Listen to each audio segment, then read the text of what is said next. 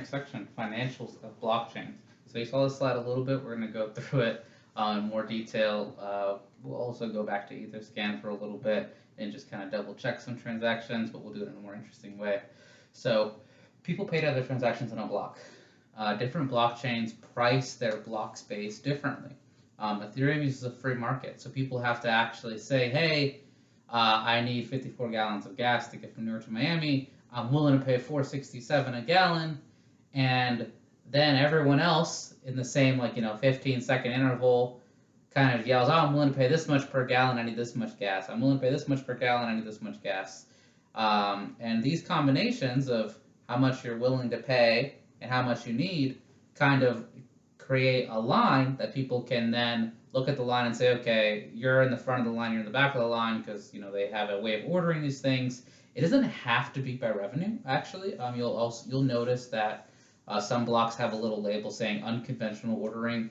We're not going to get into why necessarily, but you can profit all kinds of ways, right? So you can when I say you, I mean the miners. The miners who are making these blocks can profit all kinds of ways. The most obvious is, all right, well, I'm going to sell as much gas as I can at the highest price that I can. That's the obvious way to do it. But there are subtle, smaller ways that I'll leave a resource for called MEV for those who want to do the advanced topics on that.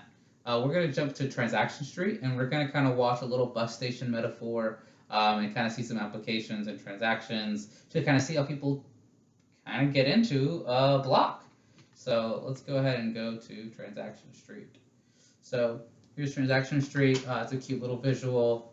You can kind of see here that there's all these people coming out of different apps. So this is the Tether, this is a stablecoin, this is OpenSea, this is USDC, this is Uniswap, which we learned about before. And there are some more apps down here. Here's our friend MetaMask. And what happens is blocks get made up and people get pulled into blocks, but none of these are official until a block leaves the station. Even then, it takes a little bit more time for it to be official. So we can see these prices here, right? 31 Gwei, 35 Gwei, 38 Gwei, 39 Gwei. And the later you go, the cheaper it is. Generally, remember, these prices can all change. So what happens is people have these transactions. And again, this is just a little bus representation of it. I can just click somebody and kind of see, hey, this is OpenSea. Here's some transactions coming up. Let me just pick this person. This person is waiting in line. They have a max price they're willing to pay. They're willing to pay 12 Gwei. They're going to be waiting a while. Whatever they're trying to do, they think it's going to need 216,000 gas to do it. And we can actually kind of just check out the Etherscan and see a pending transaction. Okay, so they're looking to transfer this token and ask the nerd this token. They rounded up 11.98, so 12 is how much they're willing to pay. They think they're going to need this much gas. Go back to the last video if you want to review some of the Etherscan stuff a little more. But you can kind of see these blocks are getting made. But you're going to see a few things over here. One, you'll see this low fee line. These are the people who they set their willingness to pay really low. They're like, I need to get from New York to Miami, but I got time. I'm not paying more than $1 a gallon. I got time to do it. So, hey, if that's your feeling about it, go wait in the low fee line. You might get lucky. You might get into some of these blocks.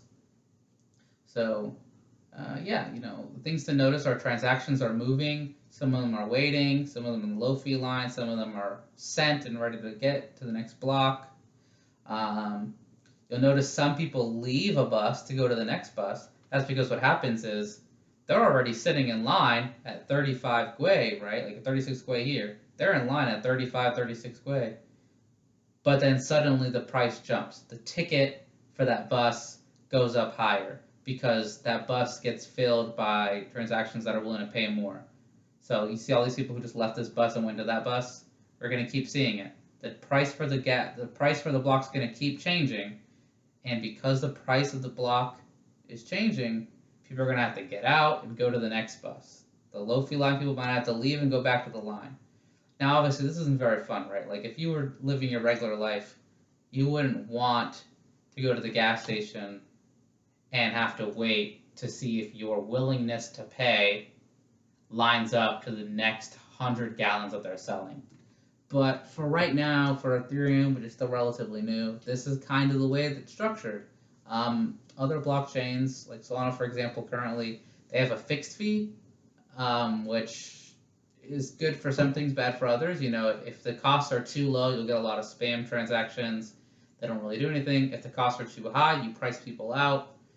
If the price is too cheap, you might get a lot of transactions, which cost a lot of memory, like we talked about with like block size and decentralization in the last video. Um, but yeah, we're just chugging along. We're watching blocks get made. We're seeing people leave when their bus gets overpriced, and we're seeing a low fee line of people waiting. The cool thing about Ethereum is, you know, as long as your transaction isn't too time sensitive, if it's not too complicated, you can set a really low gas, and you can wait a day, or multiple days. Now, of course, this is going to get us to the next problem statement about that. So I didn't bring this up last time, maybe I should have. But one of the things to know is that transactions also have something called a nonce, which just means like only used once, essentially. So this person, I'm just gonna pick on this person really quick. They've had 14 transactions. So I go to their first transaction, the nonce will be 0 or 1 here, 1. It's their first transaction or whatever.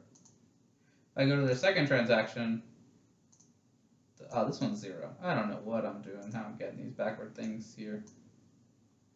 I'm not going to worry about that for now. Oh, sorry. Some of these are inbound and outbound transactions. Let me filter the outs. Okay, so they got 8 outgoing transactions. This one, not 0, which is what I expected. This one, not once.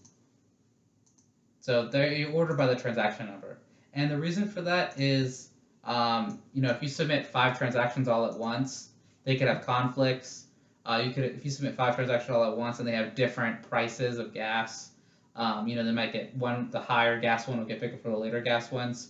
There's a requirement that you kind of label each transaction just to make sure there aren't conflicts, just to make sure that one transaction is not undoing a previous transaction, in case your transaction gets kind of stuck because you set the gas too low and you want to replace it with a higher gas one.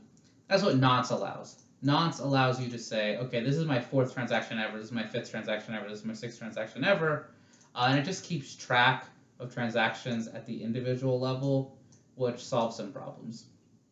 So yeah, we're not going to get into too much detail on that, honestly. You can see this is this person's 8th, 0, so 9th transaction, and there's some technicalities on that.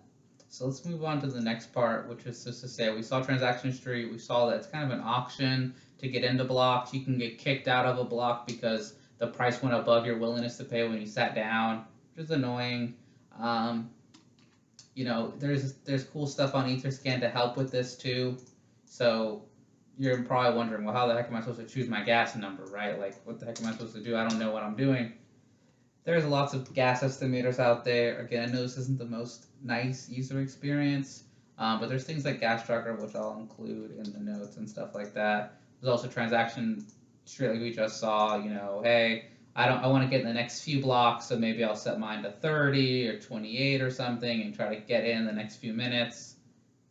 I know it's not the best user experience, honestly, but it's how we have to make things decentralized. It's how we have to have the system with our current understanding of how to make the system and make it fair, right? Like, if people want to pay more, they should be able to pay more and get to the front. And that's why ETH's burnt, is so that these kinds of fights benefit everybody to lower the supply of ETH. Again, a little sus economics. But yeah, look at gas trackers, look at transaction street, whenever. Let's go ahead and go to the next section. So these transactions, like we saw before, are people paying for block space. And I know it's a little bit economist of me to say, but when we wonder, well, how do I compare and contrast different blockchains, right? Like, should I just use the cheapest one? Why is everyone on Ethereum if it's so expensive? The trade-offs on things like block size, the trade-offs on things like how much gas limit is allowed in a block. That affects the decentralization of the system. That affects how easy it is for non-supercomputers to be involved in this blockchain and validate blocks and things like that. So we can kind of go to things like crypto fees and say, well, one way to value blockchain is to value it based on its revenue. How much people are willing to pay for this stuff? We notice now there's roughly 5 million bucks a day in fees to Ethereum. People are willing to pay. People are paying $5 million every day to the miners plus the burn fee um, to be involved in Ethereum block space. Now that's crazy that they're paying 5 million, and then there's apps on Ethereum that cost more. So on Uniswap, people are willing to pay 12 million a day to trade. Now, of course, that shouldn't be too crazy, right? This is the gas fee to get involved in the transaction. This is the fees you pay to do swaps. So remember in the first video in the intro, we talked about 0.3%, 0.05% on the Uniswap stuff. This is the fees paid. Different apps have different fees. Let's go ahead and filter to the layer 1 blockchains just to kind of compare and contrast them a little bit. So here's some layer 1 blockchains. Now, it's important to note that it's not just people willing to pay for this, block space and all is equal, right?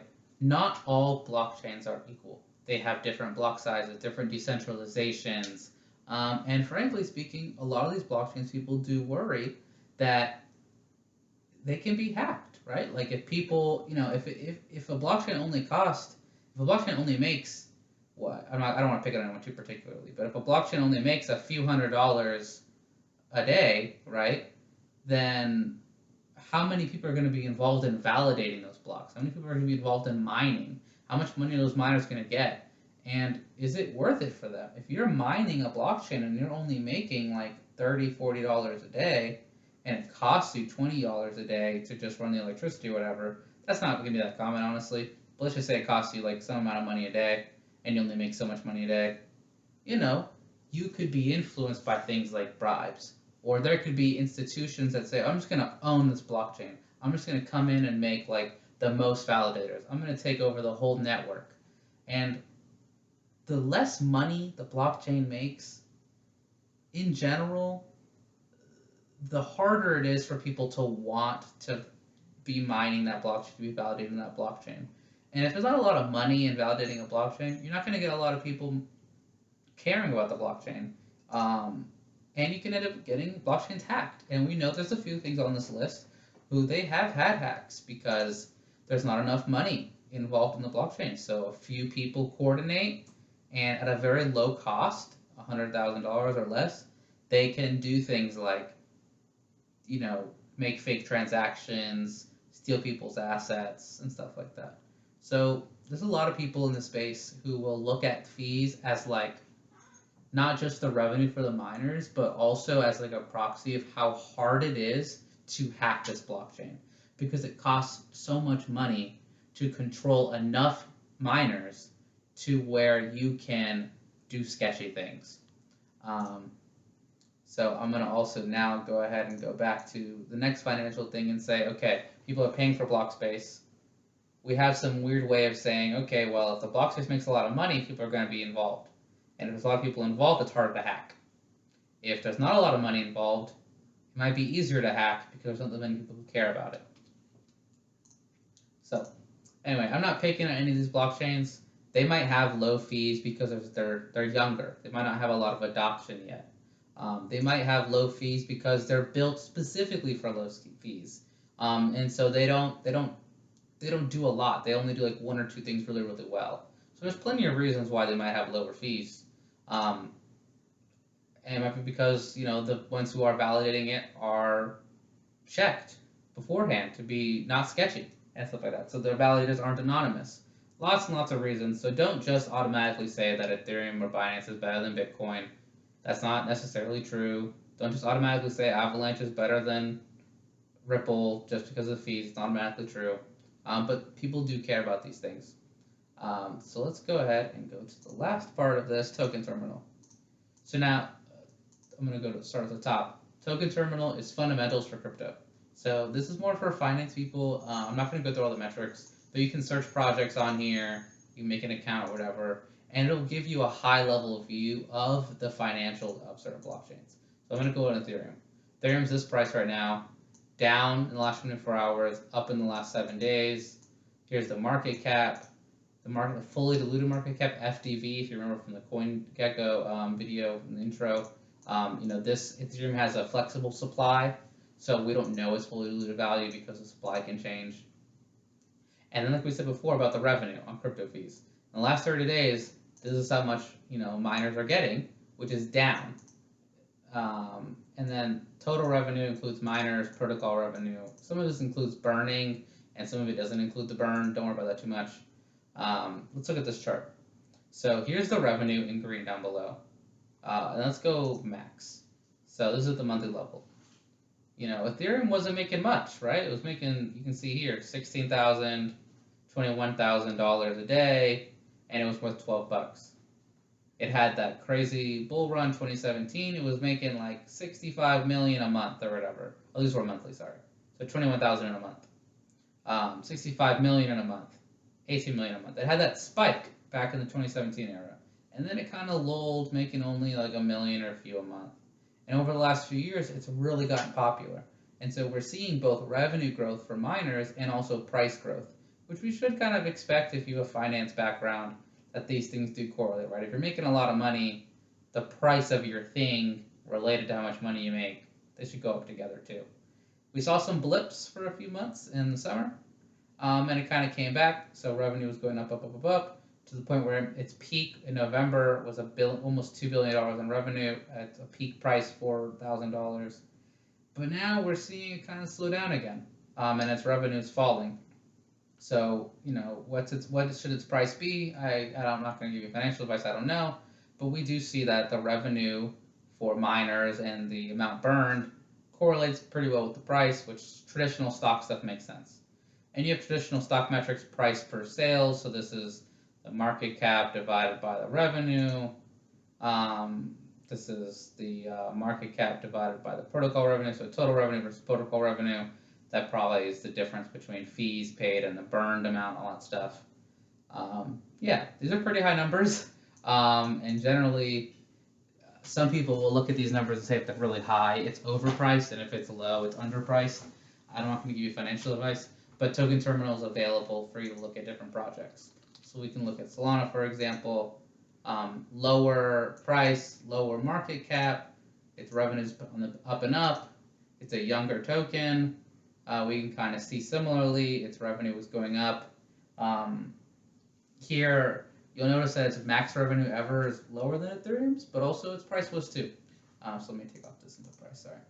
So here's its price, peaked at like $200 something in the month of November, had a lot of revenue that month. So we can kind of see that there is this relationship, it's correlating, and people do think this way. So I'm not saying we should think of all these things as stocks necessarily. I'm not saying we should look at these ratios as like bad or good, but this data is available to you, and it's definitely useful for finance people and for people who want to trade and things like that.